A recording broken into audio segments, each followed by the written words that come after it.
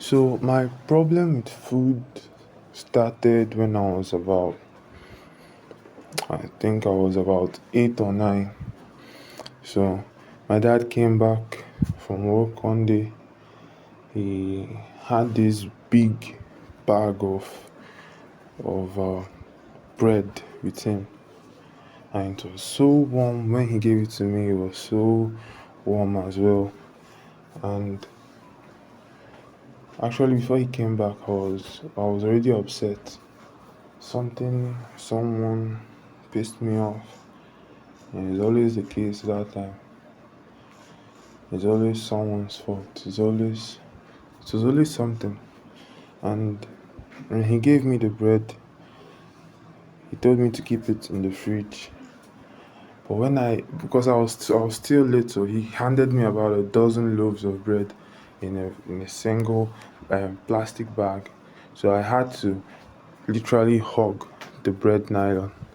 I had to hug it against my body so it won't fall. But when I hugged it, because they were still fresh, the baker didn't live too far away from us. So because they were still fresh, I hugged it, and it felt like it was hugging me back.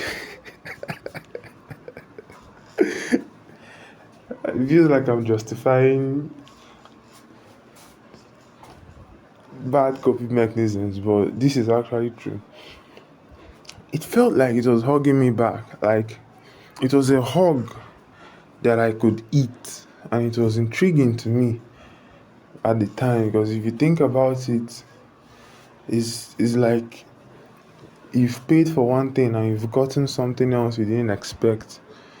So I put the rest in the fridge, but I took one out. The bread loaves were like the baker. He was always fond of making these round loaves of bread. They're just small, so you could just like a serving of for one person. It's not a full loaf of bread. So I took out one and I bit into it, and I remember it was so soft and it was so fluffy. And don't get me wrong, the bread itself didn't taste like much. It wasn't a very good bread.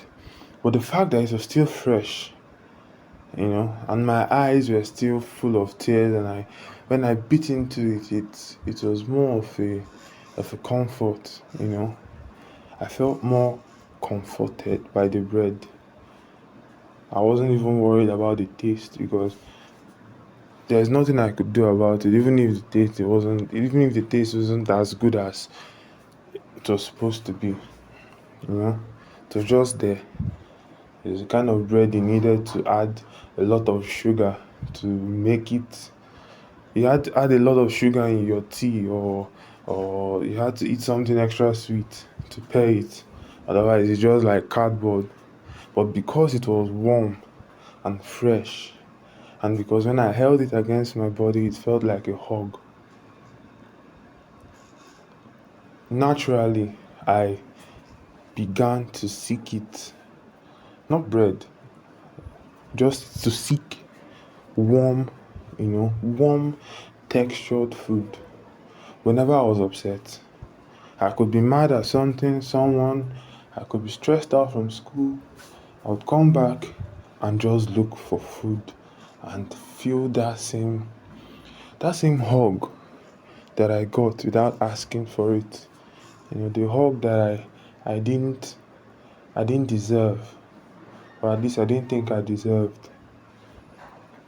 And so every time I said, "Oh, this is the time I'm going to stop, or at least slow down, or at least I try to change my life. Stop eating so much, start eating healthy, start making better decisions." It just takes one episode, just one major offset, and I'm back at it again. And I'm doing it again. It's like it keeps happening again and again and again. I probably need to do something about it. But it's it's more important, or it's equally as important to address the cause of these associations, these coping mechanisms, how they arise, what caused it, you know, and when did it happen, and how does this relate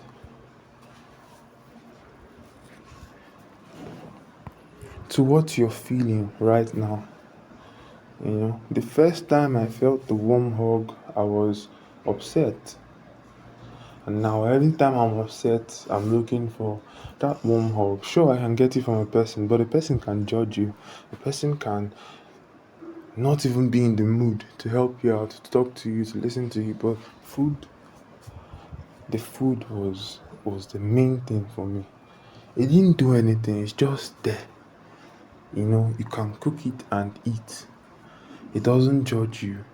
If you cook it badly, you don't hear complaints. If you cook it well, you don't hear. There's nothing. It just is. And it was so simple. It was so straightforward. And it made me, it was even more compelling for me to stick to food as this mechanism to help me not be upset. I don't know. Probably waffling. If anyone has the same, let's say, similar experiences of what made you have a coping mechanism that is probably not considered healthy, like